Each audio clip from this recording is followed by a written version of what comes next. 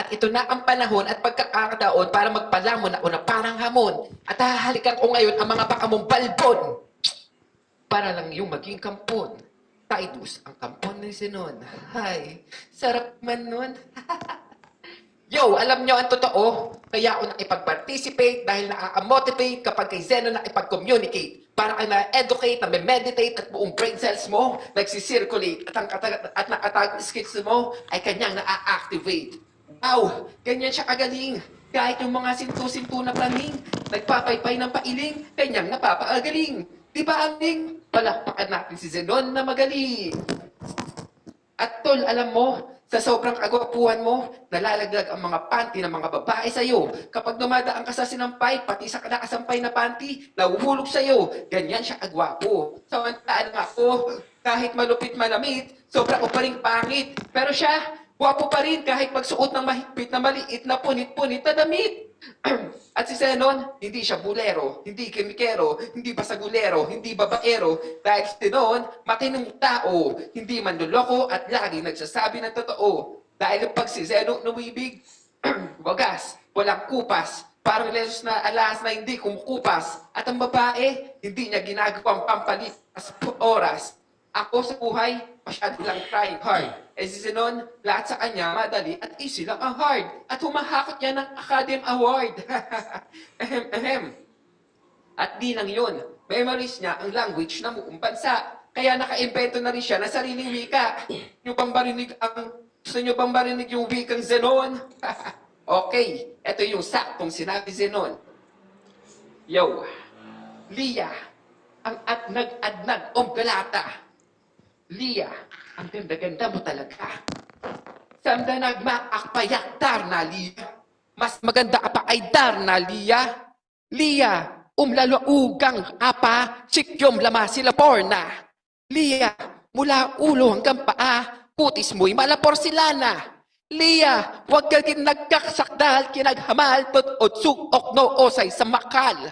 Lia, ikaw ay aking nasal, aking mahal, at gusto ko na sa iyong makasal. Di ba, Zenon, yan ang mga tinuro mo? Ngayon, may idea na mga tao kung ano ang wikang Zenonso. Yo, kung pagalingan pa, taliunuhan pa, husayan ang usapan, wala akong panama dyan. Dahil si Zenon, marunong nang mag-rap yan nung sinapupunan pa lang ng nanay niya yan.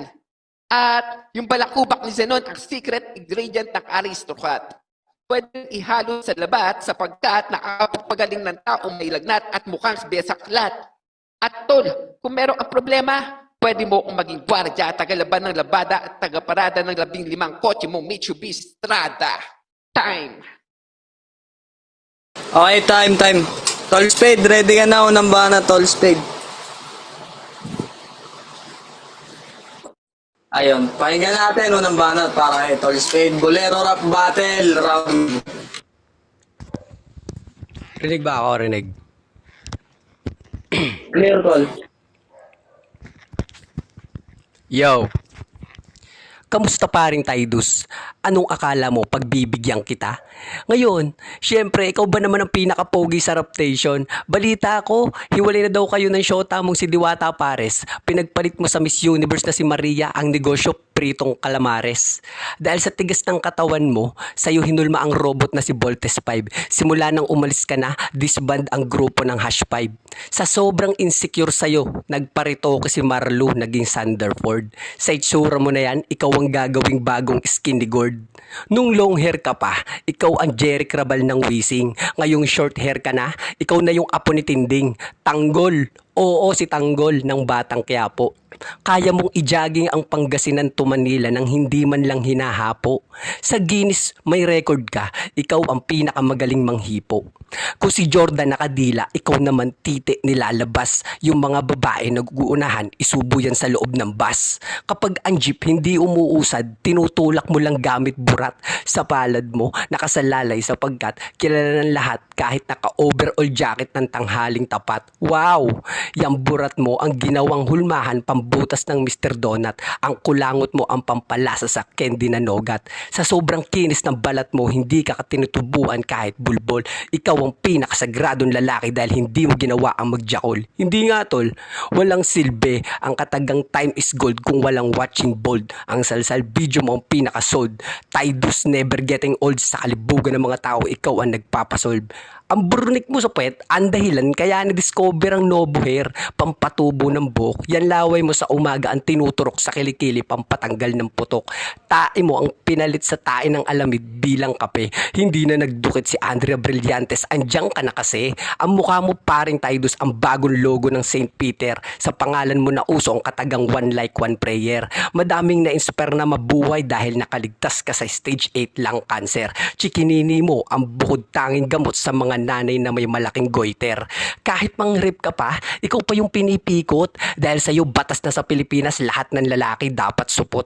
Kahit suntukin ka pa, ang sinasagot mo lang, God bless. Imbis na gumante, nililibre mo pa ng McDo tuwing Martes. Hindi mo pinapansin sila Aling Marites kapag sinasabihan kang si Tidus pinagbuntes sa labas ng matres. Sa lahat ng pagtulong, ikaw lang ang tumupad. Ikaw lahat ang umako at nagwalis sa tupad. Walang silbi ang salitang kabaitan kung hindi ka naging kaibigan. Sa lahat ng rounds ko, pupurihin kita nang hindi ako napipilitan. Time. Grabe, lakas ng mga banat nila, no? Second round, Tidus, ready ka na? Hello, hello. Ready ka na, tol. Okay na, okay na. Second round, Tidus. Okay, round 2. Kapag si Zenon umutot, amoy pumelo. Nakakatanggal ng hilo at sakit ng ulo. Kaya tol, kapag uutot ka, sabihin mo, didikit ko ilong ko sa butas ng puwet mo, sabay pagkautot mo, sisinghutin ko ng todo. At hindi ko mapigilan magsabi ng, oh, Diyos ko, ang bango. At si Zenon, sobrang bait. Kahit saktan mo siya ng paulit-ulit, hindi siya nagtatanim ng galit. Kapag nakita ka niya naglalakad sa market, lalatagan ka pa niya ng carpet at bibigyan ka ng pera at wallet. At yung underwear mo, tatahian niya pa ng extra packet.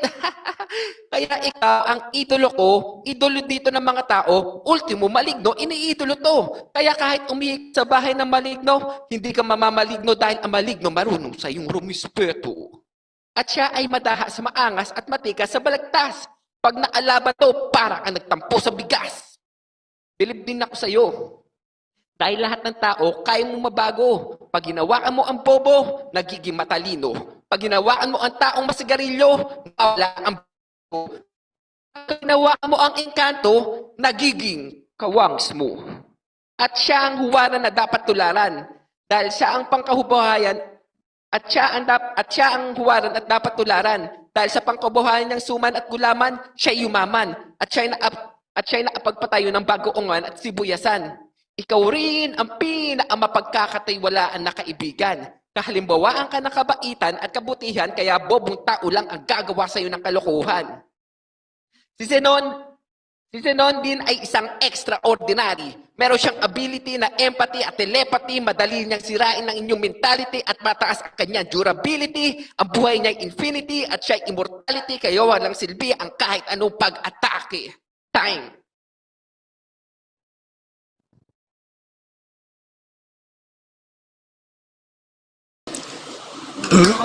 Okay, second round, pakinggan natin.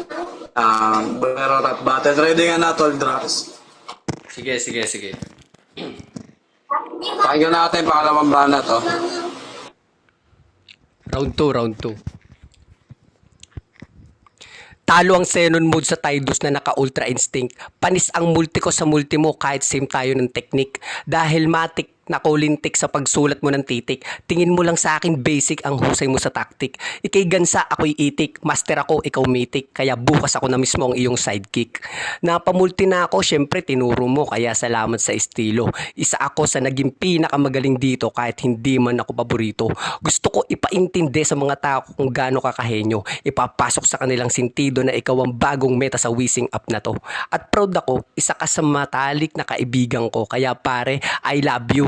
tangina mo. Pero nag-iba ang lahat ng nakilala mo siya. Kahit loyal ka sa akin, pinagpalit mo ko kay Maria. Sabi mo bakla ka till death do us part, mamahalin mo ko habang buhay. Tawagan pa natin Tart. Ay, ikwento ko lang kung gaano ka kasweet. Nung tayo pa, kahit LRT sobrang haba ng pila, okay lang basta magka-holding hands tayong dalawa. Alam na alam mo kung paano pawalain ang galit ko kapag stress ako. Ginadjakul mo ko. Yakap mo sa madaling araw, ang pinakamasarap na kumot kahit wala kang pekpek. Ang sarap mong gawa ng kantot.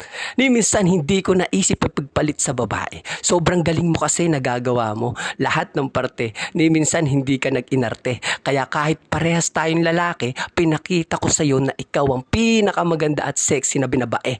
Ang sarap ng ispadahan natin sa gabi. Lahat ng hirap inako mo para sa akin. Kahit gawing punching bag, ayos pa rin ulam ko. Salmon, ulam mo, asin. Ngunit subalit datapwat, nagising ako nang wala ka na sa ating higaan. Nakita ko kayo ni Maria naghahalikan sa hagdan. Oo, nasaktan ako. Yun ang aking aaminin. Sa huli lalaki ka. Yun ang aking rerespetuhin. Mahal kita, Tidus. Kahit bakla ka, tinalo mo ang mga pekpek at suso sa puso mong dakila. Hindi kita makakalimutan kahit pet mo maluwag na yan. Kapag tumae ka, huwag ka nang umire, ipagpag mo na lang. Isang mapagpalang gabi sa'yo, Tidus. No worries, hindi ako galit, at least lalaki ka na ulit. Naiisip pa rin kita kahit minsan yun ang masakit. Time, babush. Ayun, time bubush. Ayun, pangatlong banat para kay Tidus, pakinggan natin. Inom lang ako, wait lang.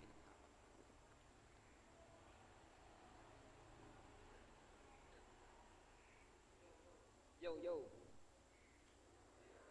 Zenon sa hip-hop, 100% ang performance. Hindi ko siya kaya talunin kahit meron akong perseverance. Dahil kaya niya pa rin mag-perform kahit nasa loob ng magnetic resonance. At kung titignan ng itsura, mukha siyang innocent. Pero kung bumira, 100% ang content, ang lupit ng talent. Dahil pag ang sulat niya ay na-present, sa puso'y bumabakat at nagiging permanent. Dahil ang utak niya ay maladiksyonary, magaling mag-freestyle, multi-workplay sa vocabulary, kaya endlessly ang magiging creativity.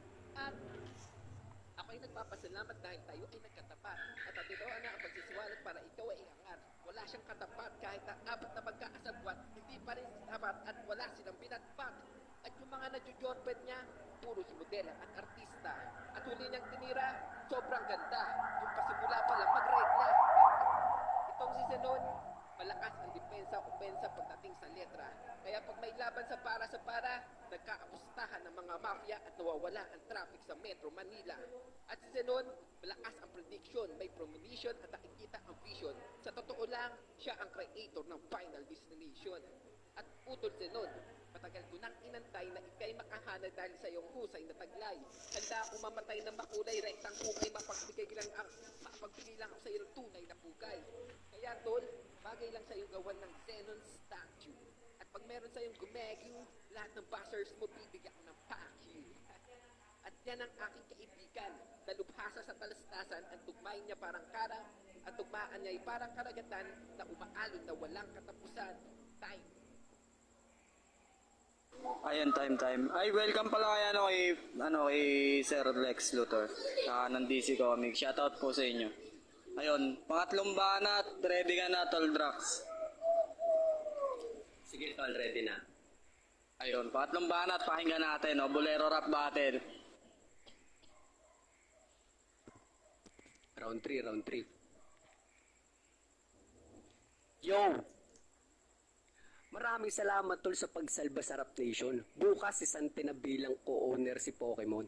Dahil isang karangalan lang mapasali ka sa pangkat, mga members at admin, kick na yan lahat. Sino ba yung mga yan? Sa talid mo pa lang, isa-isa silang kahihiyan. Kahit ikaw lang tao sa PR ko, okay na yan. Si Aningning, walang dalawang isip na sumali dahil nalaman kasali ka rito. Alam mo kung anong sabi niya? Si Idol Tidus na Sarap Nation, member mo ko. Si Ate Lia, walang humpay magbato ng K-Coins dahil sa'yo nagpapa-impress ang hat mo daw kasi sa PR para daw siyang nahip-press. Si Angela, nag-PM, gusto ka daw niya ikulong. Alam mo sagot ko, Gcash mo ako 500, hindi ko kayo isusumbong. Wala sa nang jowa si Flint dahil ikaw ang mas bet talaga ni Sinayang. Alam mo, inawat ko lang siya tumalon sa building dahil sa'yo nangihinayang. Si Mikay, hindi na nagparamdam simula nang nalaman asawa mo si Maria. Ayun, nagdamdam. Sa sobrang galit, naghahamon ng sabunutan sa loob ng drum. Gago kasi noon. Yan ang sabi ni Meow. Lahat ng member nating babae, inagaw mo daw. Wala siyang naririnig na magaling, puro ikaw. Pero sa sobrang bait mo, isang tropa natin, hindi na siya nag-bed spacer. Sa gitna niyo pa mismo ni Maria, natutulog sa kama niyo si Glazer. Yung kwento ni Dukas sa alimasag nakakabilib. Tumirik daw mata niya sa sobrang laki ng dibdib. Nagunahan kayong dalawa sa pagkabig. Salamat sa'yo, ang sarap daw sa bibig. Ang payo mo kay Mendez na paglimlim ay talagang nakatulong. Paapir daw sa mukha mo sa tuwing kayo ay magsasalubong dahil si Price hindi na sinusumpong. Si Rapstar, ang bago nating recruit. Gusto niya malaman ng sikreto mo paano maging cute. Nais niya maranasan na makashoot ng very smooth. Walang silbi ang salitang kabaitan kung hindi ka naging kaibigan. Sa lahat ng rounds ko, pupurihin kita nang hindi ako napipilitan. Time. Ayan, time. Grabe. Yung third round talaga ako natawa yan. No?